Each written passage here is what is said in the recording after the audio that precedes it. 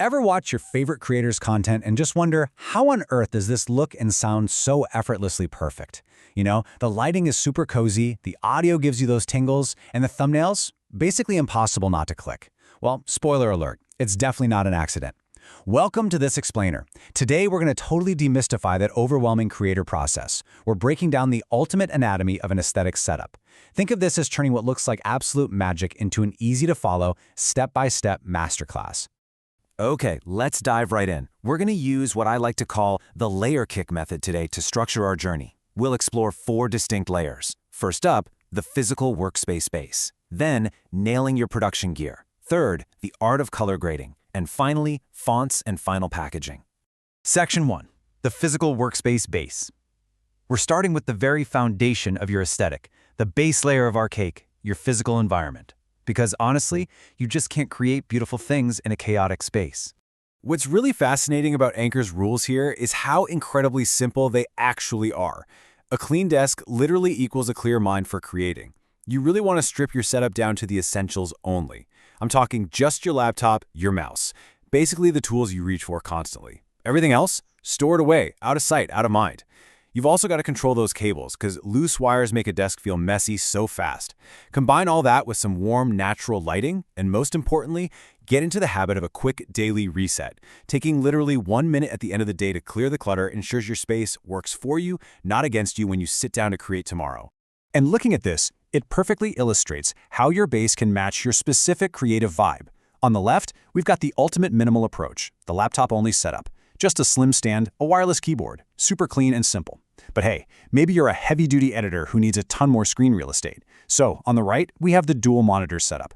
The trick here is keeping the clutter away by floating those monitors on a single stand and routing all your cables through a powerful hub like an Anchor Prime docking station. It scales your capability right up without scaling up the mess. Real game changer. So why does this workspace stuff matter quite so much? Well, because your physical workspace directly translates to your aesthetic background. As the popular silent vlogger, This Is My points out right here, you got to choose an area that's organized and well lit. The physical environment you build, that is exactly what your viewers are going to see and feel. Moving right along to Section 2, nailing your production gear. Let's see how this all builds as we step into the toppings layer of our cake, where we actually capture the technical magic. If you're going for a highly immersive aesthetic, think about the incredibly popular ASMR space for a second. Your audio needs to be deeply engaging. The creator Kawaii Kitten ASMR utilizes something called binaural audio. As the definition shows, it's a recording technique using distinct left and right channels to basically mimic human hearing. If your viewer has headphones on, the sound actually feels like it's physically traveling from one ear to the other. To pull this off, you can use specialized gear like a 3DO mic, or, actually, even just switch a popular USB mic like the Blue Yeti into stereo mode. It's an absolute game changer for bringing your audience right into the room with you. All right, once your audio is locked in, let's talk visual perspective. To really visually immerse your audience, the experts over at Wistia highly recommend the classic overhead shot. If you're doing, say, bullet journaling, sketching, or even recipe tutorials, this iconic top-down angle focuses your viewer's attention entirely on the details and the movements of your hands. It's just so captivating. But let's be real, setting up an overhead shot can be a total nightmare. Wistia actually solved this beautifully, though, with a DIY mirror rig. Instead of precariously dangling your super expensive camera from the ceiling, you just rig a mirror overhead on a C-stand at a 45-degree angle. Then you simply point your camera straight up at the mirror from the ground. After that, you just flip the footage in your editing software. The absolutely crucial detail to remember here is step 3. If you build this clever rig, you absolutely must use heavy sandbags on the base of that stand. You definitely don't want gravity ruining your shot or giving you 7 years of bad luck from a shattered mirror. All right, Section 3, the art of color grading. Now we're getting into the true post-production icing of our cake. We've got the footage, but now we really need to establish the mood through color grading. Before you even open your editing software, you've got to lock in your camera settings to make that grading possible. The aesthetic vlogger Danny Lee outlines her exact rules here. She shoots in 24 frames per second for that natural, cinematic look, with her shutter speed locked at 1/50. Crucially, she insists on capping our ISO at a maximum of 6400. You see, if the camera pushes the ISO too high in the dark, the footage gets all grainy and totally ruins the vibe. Finally, she holds a physical gray card in front of the lens right before hitting record to lock in a perfect custom white balance. That right there gives you a beautifully consistent, clean canvas to edit. Okay, once you're actually in your editor, say DaVinci Resolve, the grading begins. Look closely at this step-by-step process. First, you dial back the saturation and contrast just a tiny bit. Then, lower those highlights and raise the shadows to kind of wash out any harsh lighting. But the really interesting part of this process is step 3, intentionally pumping warm yellow and orange tones directly into the shadows. While a lot of cinematic grades push blue into the shadows, pushing warmth in creates that uniquely soft, inviting, and super cozy vlog look.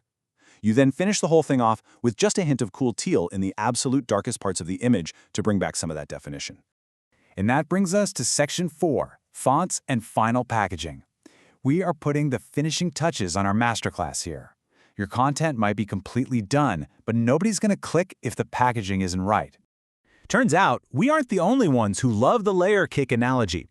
Thumbnail expert and creator Maya Venice uses this exact methodology when building clickable artwork using platforms like Kittl.